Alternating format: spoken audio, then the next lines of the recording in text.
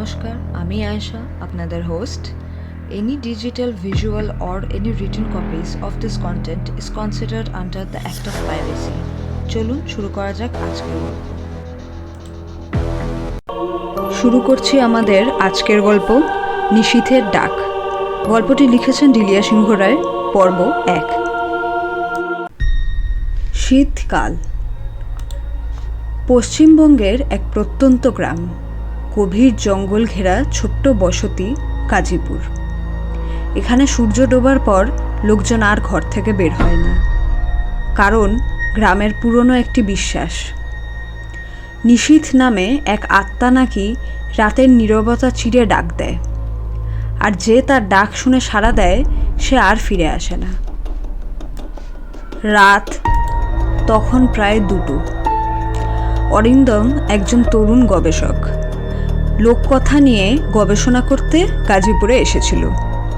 সে বিশ্বাস করত না এসব কুসংস্কারে. গ্রামের লোকজনের সাবধানবাণীকে অবহেলা করে সে ঠিক করলো আজ রাতেই সে প্রমাণ করবে এসব ভূতের গল্প কিছুই না. সে তার রেকর্ডার আর ক্যামেরা নিয়ে বের হলো. গ্রামের বাইরে একটা পোড়ো বাড়ির পাশে সে বসে রইল একা. হঠাৎ চারদিক নিস্তব্ধ হয়ে এলো, এমনকি জঙ্গলের পোকামাকড়ও চুপ হয়ে গেল. একটা ঠান্ডা হাওয়া বয়ে গেল তার ঘাড়ের ওপর দিয়ে. অরিন্দম, অরিন্দম, এক ভাঙা নারী কণ্ঠে কে যেন ডাকল. সে থমকে গেল. ভয় নয়, কৌতূহল তাকে পেয়ে বসেছে. সে এগিয়ে গেল ডাকের উৎসের দিকে. ঘন জঙ্গলের ভেতরে. 2 ঘন্টা কেটে গেছে. সকাল হয়ে এসেছে. গ্রামের লোকজন দেখতে পেল অরিন্দমের ক্যামেরা পড়ে আছে পোড়ো বাড়ির সামনে.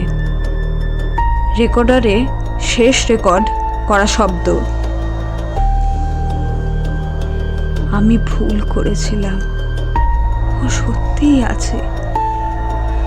অরিন্দমের আর খোঁজ মেলেনি. এরপর থেকে নতুন কুসংস্কার ছড়ালো. নিশি শুধু ডাকে না, এখন সে খোঁজ করে তাদের যারা তার অস্তিত্বকে অস্বীকার করে. Do subscribe and like our audio stories. Thanks for tuning in.